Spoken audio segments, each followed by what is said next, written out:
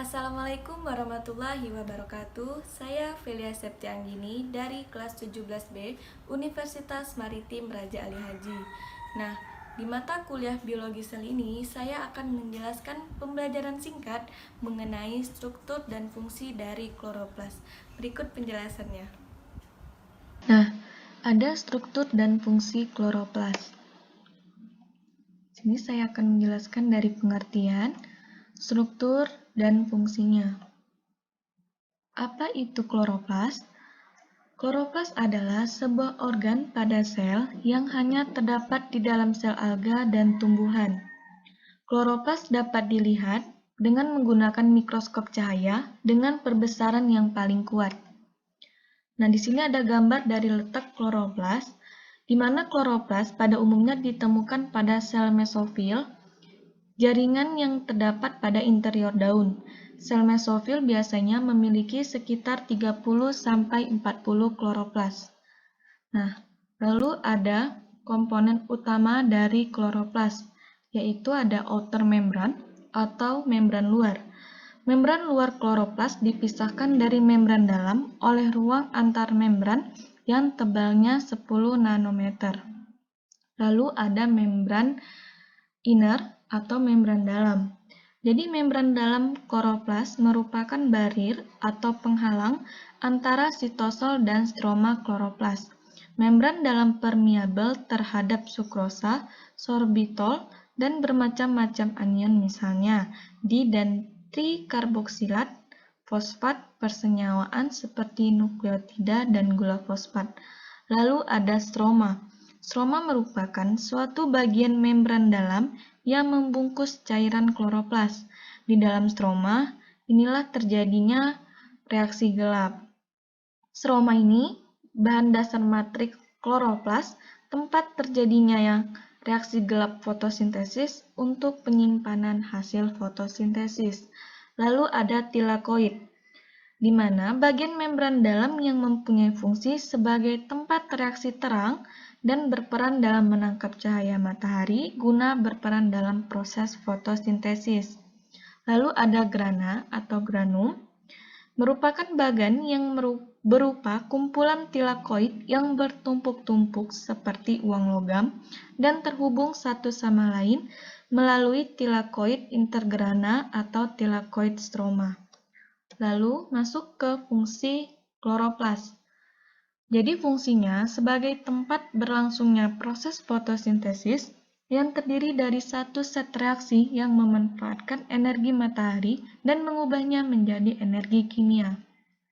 Nah, fotosintesis itu merupakan proses pembentukan karbohidrat dari karbon dioksida CO2 dan air H2O dengan bantuan sinar matahari. Nah, ini ada reaksinya, 6 CO2 ditambah 6 H2O, lalu menghasilkan C6H12O6 ditambah 6O2. Nah, tumbuhan mampu melakukan fotosintesis karena mempunyai sel-sel yang mengandung klorofil, yaitu zat hijau daun. Dalam fotosintesis, energi cahaya matahari diserap oleh klorofil dan diubah menjadi energi kimia yang disimpan dalam bentuk karbohidrat atau senyawa organik lainnya. Fotosintesis terdiri dari dua proses. Yang pertama ada reaksi terang dan siklus Kelvin atau reaksi gelap. Nah, di mana reaksi terang ini membutuhkan matahari, menghasilkan ATP dan NADPH.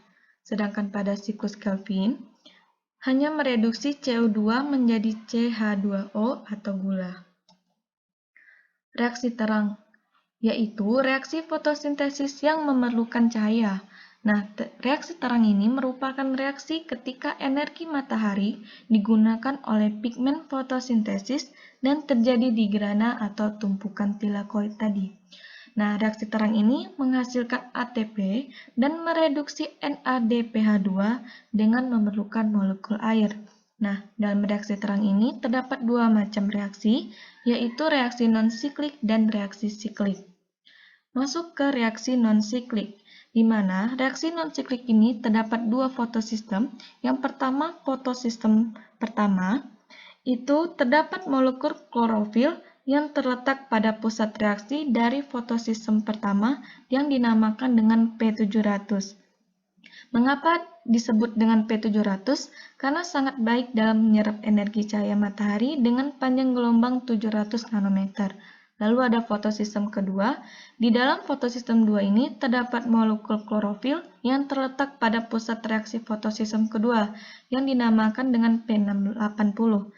Disebut P680 karena sangat baik dalam menyerap energi cahaya dengan panjang gelombang 680 nanometer. Nah, reaksi non-siklik ini terjadi terlebih dahulu di fotosistem kedua, di mana foton mengenai kompleks antena fotosistem kedua, elektron E negatif bertenaga tinggi berpindah ke fotosistem pertama dengan melewati rantai pemindah elektron. Pada saat foton memberikan energinya ke fotosistem kedua atau P680, maka terjadinya pemecahan air atau fotolisis, di mana H2O menjadi 2E negatif ditambah setengah O2 tambah 2H2+, dan terjadinya perpindahan elektron dari pusat reaksi menuju ke aseptor elektron primer. Nah, perjalanan elektron selanjutnya melewati serangkaian reaksi di sepanjang kompleks sitokrom. Nah, dari perjalanan elektron menuju ke fotosistem pertama, yaitu P700, pada saat ini foton juga mengaktifkan pigmen fotosintesis untuk eksitasi elektron yang berasal dari fotosistem kedua yang sebelumnya. Nah, elektron yang berasal dari molekul klorofil di pusat reaksi fotosistem pertama tersebut kemudian menyalurkan energinya ke ferredoksin atau Fd yang kemudian digunakan untuk membentuk NADPH. Lalu ke reaksi siklik, di mana siklik adalah proses yang melibatkan hanya satu fotosistem dan menghasilkan ATP saja. Nah, di mana foton memberikan energi pada fotosistem pertama, itu pada P700, lalu selanjutnya terjadi pemindahan elektron bertenaga tinggi dari klorofil pusat reaksi ke penerima elektron primer. Lalu penerima elektron primer dioksidasi saat memberikan elektron bertenaga tinggi kepada pembawa-pembawa elektron pertama dari rantai pemindah elektron. Lalu step reaksi di rantai pemindah elektron, tenaga elektronnya berkurang dan pada akhirnya kembali ke pusat reaksi sebagai elektron bertenaga lemah. Lalu masuk ke reaksi gelap atau siklus Kelvin. Reaksi gelap yaitu tahapan reaksi fotosintesis yang tidak bergantung pada cahaya matahari.